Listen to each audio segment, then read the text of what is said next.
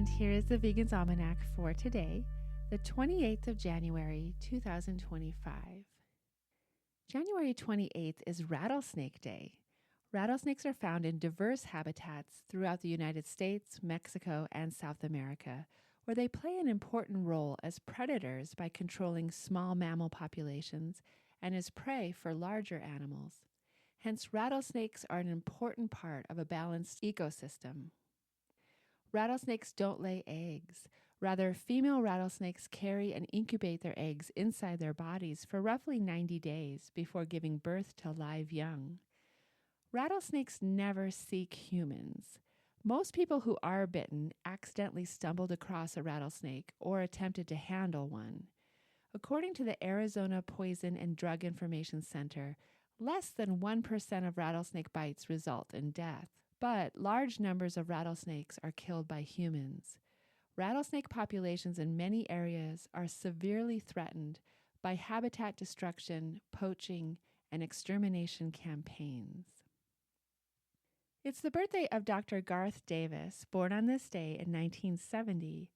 Garth Davis is an American bariatric surgeon and author. Davis specializes in weight management and is known for his advocacy of plant-based nutrition.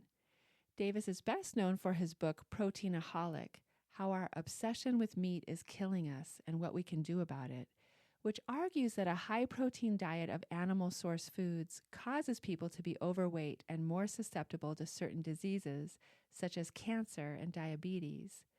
Davis states that people can get all the protein they need from a plant-based diet. Davis has written that there is a broad consensus that including plants and limiting animals in our diets is the single best thing we can do for our health. In addition to his medical career, Davis is also an ultramarathon runner and Ironman triathlete, all fueled by plants. Dr. Garth Davis, who said, "I am simply vegan because I have no need to take the life of another being, especially not an animal bred into a hellish life of captivity and torture. The hardest part about being vegan is really knowing right now as I type this, millions of animals are confined in cramped, filthy conditions. They feel fear and they feel pain, and that kills me." The release of the documentary Skin Trade was on this day in 2010. Fur consumers are misled by retailers who assure them that animals used for fur are humanely euthanized, intentionally hiding the reality of how the animals are hideously killed. Step inside the world of Skin Trade. Hundreds of hours of interviews with insiders, designers, leaders, and celebrities compiled in a heart-punching documentary directed and produced by award-winning director Shannon Keith. This film lends a voice to the voiceless, whose skin is ripped from them often while still alive. This movie reveals the dark world of ugly glamour and painful beauty. And here is the first half of D.H. Lawrence's poem for today, Snake. A snake came to my water trough on a hot, hot day, and I in pajamas for the heat to drink there. In the deep, strange, scented shade of the great dark carob tree, I came down the steps with my pitcher, and must stand and wait, for there he was at the trough before me. He reached down from a fissure in the earth wall in the gloom and trailed his yellow-brown slackness soft-bellied down over the edge of the stone trough and rested his throat upon the stone bottom. And where the water had dripped from the tap in a small clearness, he sipped with his straight mouth, softly drank through his straight gums into his slack, long body, silently.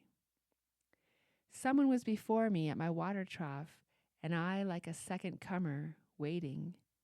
He lifted his head from his drinking as cattle do, and looked at me vaguely as drinking cattle do, and flickered his two-forked tongue from his lips, and mused a moment, and stooped and drank a little more. Being earth-brown, earth-golden from the burning bowels of the earth, on the day of Sicilian July, with Etna smoking. The voice of my education said to me, "He must be killed." For in Sicily the black snakes are innocent. The gold are venomous. And voices in me said, if you were a man, you would take a stick and break him now and finish him off. But must I confess how I liked him? How glad I was he had come like a guest in quiet to drink at my water trough and depart peaceful, pacified, and thankless into the burning bowels of this earth?